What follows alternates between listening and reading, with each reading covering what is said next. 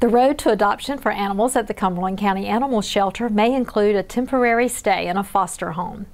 Shelter Manager Jennifer Hutchison Tracy explains why volunteers are needed in Cumberland County to provide foster care to certain animals, which will improve their chances for adoption.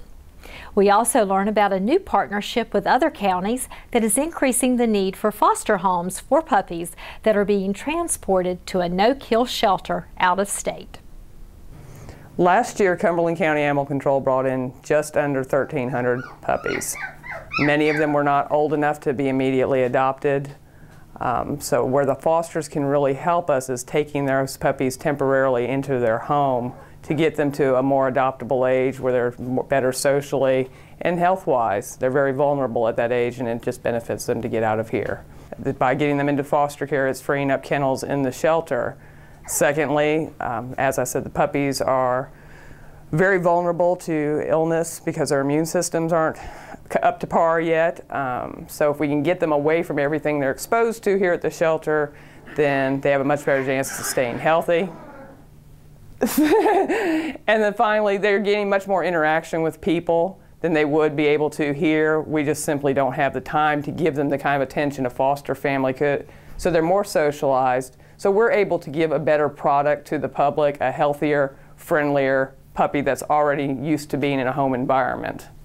Some of the rescues that we do work with, and most notably North Shore Animal League, which we've just sort of partnered up with, do require quarantine of any animals we're sending to them of a minimum of 2 weeks. And that is to ensure that they are not incubating any infectious diseases that could be transmitted or spread through their shelter there. The idea is these puppies get up there, they're immediately able to be put up for adoption so that they can come get more puppies from us. So that's the reasoning behind it.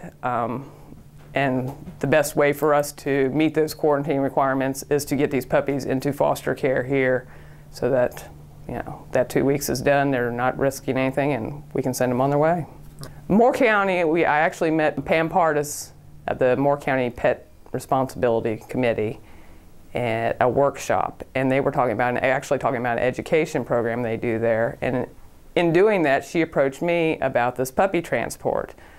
They didn't have the numbers to get the transport to come to this area. They were having to drive several hours to meet at the transport. So she arranged the whole thing. I just agreed to supply the puppies because I had no shortage of puppies. And this was the first transport we just did. And I hope we'll be able to do at least them on a monthly basis, but we could possibly be doing them more frequently if we can get the puppies into quarantine and meeting the requirements. The transport was yesterday morning, and it went much more smoothly than I thought it was going to be. 38 puppies altogether went up, and everybody looked happy and healthy and excited to be on their way. Primarily, we get fosters for our orphaned or pregnant animals, but we also need fosters for, say, puppies that may need a little more socializing, or kittens for that matter. We need fosters for cats too. Occasionally we'll have an animal that a rescue is wanting to take, but they don't have a transport coming through, so we may need a foster home to park the animal in for a few days just so it's not taking up space here in the shelter. Well, it is a big commitment, but officially what they have to do is sign a liability waiver. They have to be at least 18. They have to attend a foster orientation. If they don't own their home, they're going to need to get clearance from their landlord, make sure that's okay. And we recommend you talk to your vet too if you have other animals at home, just so you understand that you are bringing animals from an unknown source into your home and what precautions you may need to take. Oh, we're always looking for volunteers, and they serve many functions, whether it's just making the quality of life for the animals here in the shelter better by playing with them, bathing them, interacting, helping potential adopters that come through, various events that we attend, our adoption events or educational events. The volunteers are a big help at all of that. So really the need is endless, and the possibilities are endless. We are always thinking of new things for a volunteer to do. What we are looking for in our foster program, we are not looking for people that are wanting to try out an animal to see if they want to adopt it. We are looking for people to keep animals for anywhere from a few days to usually no more than 3 months. We don't want to get our fosters into a situation where they don't know where the end is. So I think that's reassuring to fosters to know, okay, I'm doing this for this amount of time, because otherwise it might be a little more daunting not knowing what the end date is. But it is important that it is not a trial adoption. This is for the purpose of getting these puppies either back on our adoption floor or out to a rescue or something along those natures. Foster program is a relatively new one, and it has saved a lot of lives already, and by expanding it we can save more.